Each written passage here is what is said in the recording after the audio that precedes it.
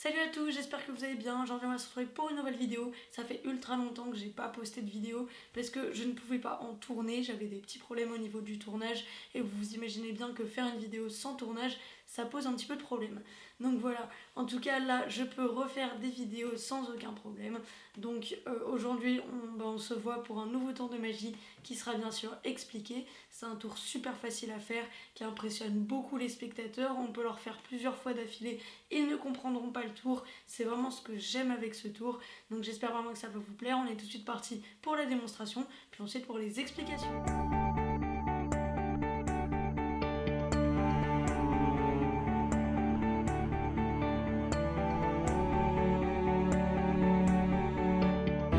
Alors donc pour la démonstration de ce tour de magie, c'est très simple. J'aurais besoin d'un jeu de cartes qui aurait pu être emprunté. Donc ce jeu de cartes est tout à fait normal au niveau des dos comme au niveau des faces. Et avant que le spectateur puisse le mélanger, je vais aller sortir ces deux cartes qui sont les deux jokers qui peuvent également être inspectés. On va maintenant aller mélanger un petit peu le jeu comme ceci, sans aucun problème. Et maintenant, je vais faire un éventail.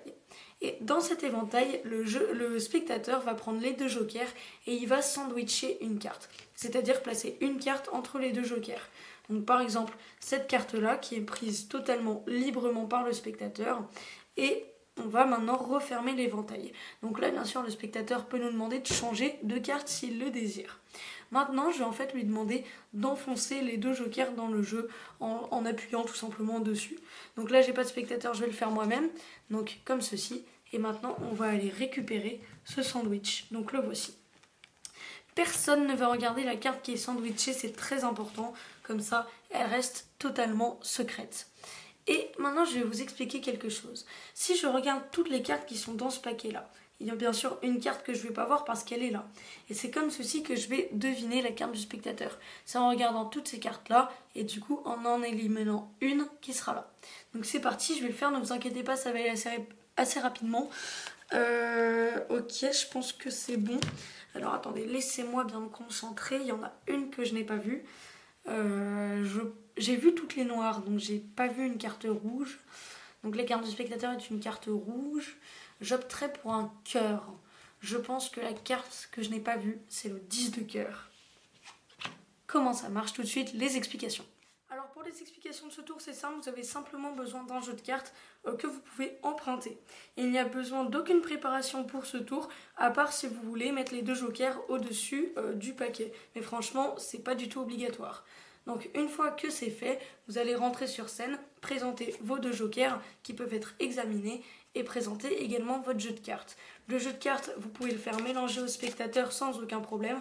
Vous, ça ne vous complique absolument pas la tâche et ça mettra le spectateur en confiance.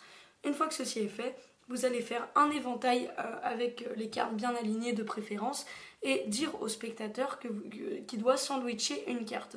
S'il ne sait pas ce que c'est sandwicher, et ben vous lui expliquez que c'est mettre une carte entre les deux jokers et expliquez-lui en lui faisant les gestes comme ceci. Comme ça, il comprendra qu'il doit mettre les deux jokers face ouverte et qu'il doit les laisser sortir du jeu.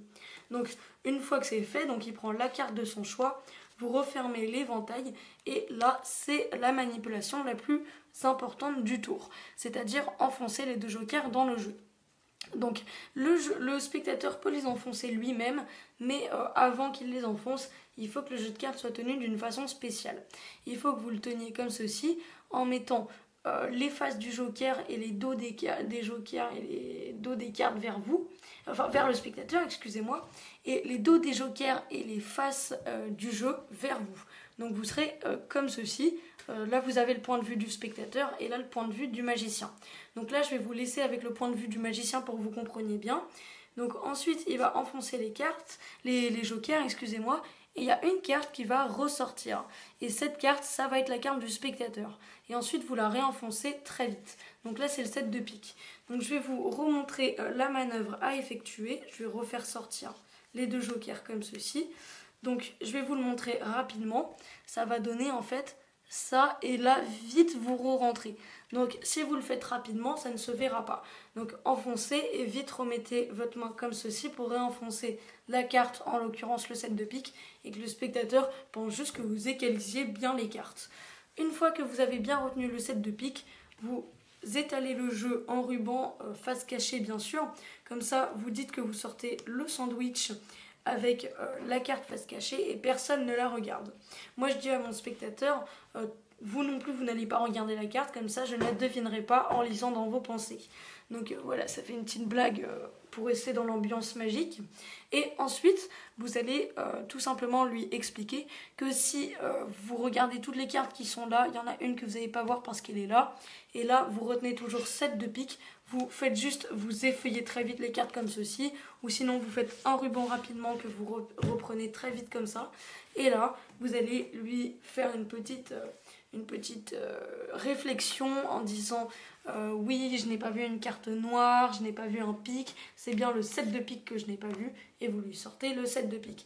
Et là, tout est clean, vous pouvez lui faire tout examiner, il n'y a aucun problème. Et ce qui est très bien, c'est que c'est un tour qui est quasiment indétectable, vous pouvez lui faire 10 fois de suite, il ne comprendra pas. Voilà, donc voilà, j'espère vraiment que cette vidéo vous aura plu. Si c'est le cas, vous pouvez laisser un petit pouce en l'air, ça me ferait super plaisir.